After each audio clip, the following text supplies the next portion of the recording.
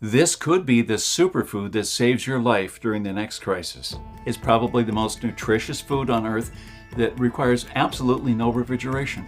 This superfood was invented during the Cold War in order to survive a possible nuclear attack. America needed a new kind of bunker food. The requirements were daunting. This new superfood had to be extremely nutritious, incredibly cheap, easily reproducible on a massive scale, and long-lasting without refrigeration. After 5.5 years and hundreds of failed experiments, one military scientist finally cracked the food code. It was called the Doomsday Ration, and its recipe was kept secret for decades. With it, you could keep an adult well-fed for just 37 cents a day. Our government ended up stockpiling huge amounts of Doomsday Ration in shelters all across the country for a war that never came. But this food didn't spoil, and it was eventually put to good use. Over 150,000 tons worth of Doomsday Rations were unearthed and sent for emergency relief all over the world. Even today, more than 60 years later, full boxes are being discovered from time to time. They're still completely edible. They still look fine! Oh my god. They taste like matzos! Really? Yeah, they're good! But this is just one of the 126 survival foods that you can find in the Lost SuperFoods. In this book, you will discover not just the recipes, but full instructions with pictures, as well as long-term storage and nutritional values. Today, I would like to share with you the one ingredient you need to make your own Doomsday Rations, but also some other powerful lost foods that you will find in this book. But first, let me tell you why you should even listen to me in the first place. Hi, my name is Claude Davis. You may already know me from my preparedness website, Ask a Prepper, or one of my survival books. I'm not what people would call a doomsday prepper. I do prepare for an uncertain future, but I like to do it the way our grandparents did back in the day. People were a lot more self-reliant then. They filtered rainwater in wooden barrels, had dozens of long-lasting foods put away in their pantries and larders, and grew their own natural medicines at home. They also knew and did many other things, which we've since forgotten in our world of convenience where everything is just a click away. One of the things I realized over the years is just how vulnerable we've all become compared to our grandparents' generation. Let me explain. The most important and valuable thing in life is our time. It's our only real currency. We spend time at work and get paid for it. When you go buy a new car or a sofa, you pay with the number of hours you work to get the money you need. For any of the goods we possess right now, we paid with tiny bits of our lives. The shirt on your back, your TV, the device you're watching the short video on. Money is nothing but valuable pieces of your time that you pay for the final goods you really need, like food, for example. But during the days of our grandparents, people used their time in a very different way. They didn't keep most of it as paper money in the bank or plastic in their wallets. Instead, they kept it as long-lasting foods and other vital items inside their root cellars and pantries. Many of them had enough put away to feed their family for a whole year, sometimes more. That's what made them so resilient to any crisis, and why even at the height of the Great Depression, you would struggle to find a single American household that starved. But how many of us today have that kind of stockpile to fall back on? All we have is money in supermarkets, where we exchange that money for food and other essentials, which is okay as long as money keeps its value, and if a disaster doesn't disrupt our increasingly fragile supply chain.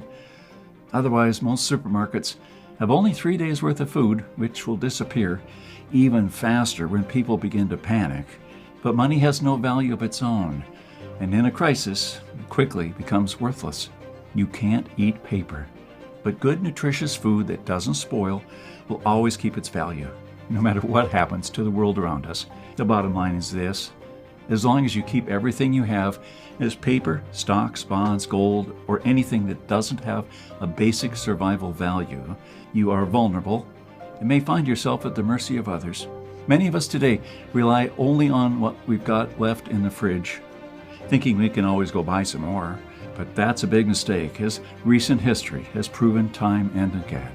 During the 1941 siege of Leningrad, over 2 million people were trapped inside the city. Boris Novakovic was one of them. As rations quickly plummeted for everyone, but especially for the old and the weak, his fate looked sealed. But Boris was no ordinary old man. Like many of us today in the U.S., he didn't expect something bad would happen. But unlike common folk, he also knew that a wise man always puts something away in times of plenty. Before the war, Leningrad was a lively city with a bustling economy. Food was both cheap and readily available on every corner, more or less like we're experiencing right now. So Boris, not a rich man by any means, was able to turn a small part of his tiny state pension into something more tangible. His neighbors used to mock the old fool behind his back as he haggled for a better price at the market. But despite that, Boris went on to purchase food items and, over the years, built an impressive stash.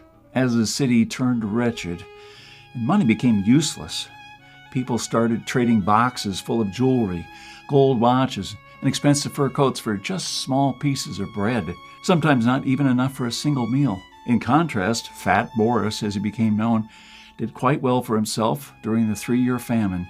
He claimed over 500,000 lives. He was actually pretty thin, and only got that nickname because his well-fed body stood in stark contrast with the starving people flowing through the streets of Leningrad. He even helped others nurse themselves back to health. Food was often the best and only medicine needed. The story of Fat Boris is not unique or rare.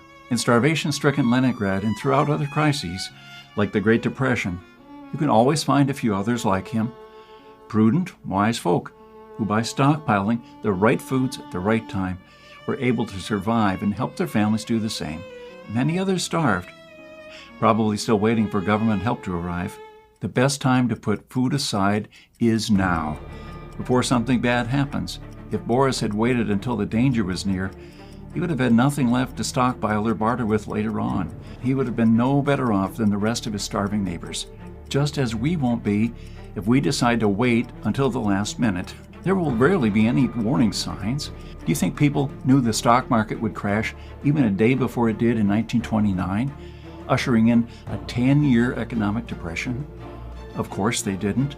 Chances are we won't see the next crisis before it hits us either. And when things go really bad, or even during a local disaster like a hurricane, one of the first things to vanish or become prohibitively expensive is food. So you need to stockpile it beforehand.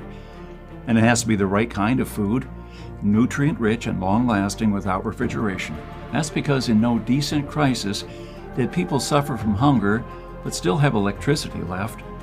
I know it's hard to believe, but the best survival foods still come from a time when refrigerators were a distant dream. We don't have to reinvent the wheel. It's been done before, and so much better too.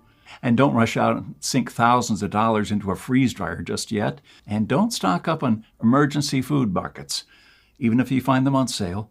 They're nothing but a clever scam that gives you around 1,200 calories a day, about as much as some prisoners got at Auschwitz. They contain barely any fat, vitamins, or the protein your body requires to stay healthy and strong. Please don't go out and buy a pantry full of MREs either. Eaten for more than just a few days, military rations destroy your gut flora and prevent your body from properly absorbing nutrients. All you really need are the lost foods that Boris and others like him survived on during dark times, the foods of our grandparents. The problem is that since refrigeration went mainstream, these foods have almost been lost to history. There are only a few old-timers scattered all over the world who still make and stockpile them in their pantries. The sad truth is the knowledge of making these superfoods that saved so many lives will probably disappear with them.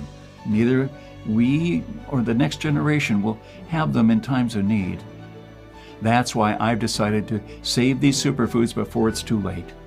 From the start, I realized this would prove too difficult for just one person. With the help of a team of passionate historians and preppers from around the world, I was able to gather every recipe inside a unique book. It's called The Lost SuperFoods, and it contains all the lost